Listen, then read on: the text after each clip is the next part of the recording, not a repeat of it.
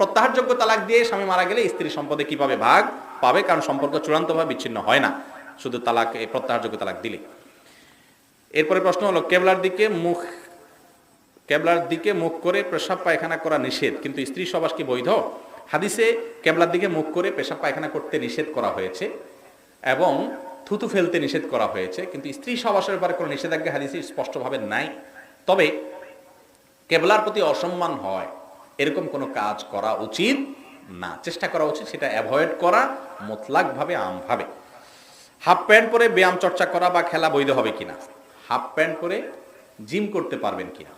আপনি যদি আপনার বাসায় করেন, আপনার স্ত্রী আছে, অন্য কেউ নাই, বা যাদের সামনে আপনার একেবারে ছোট দুধের বাচ্চা আছে কথার কথা, সেখানে আপনি করতেছেন, বা একাকী আছেন সেখানে আপনি করতেছেন, অসুবিধা নেই। আপনি হাফ প্যান্ট করে বা জাঙ্গিয়া পরেও আপনি করেন, সেটা আপনার ব্যাপার।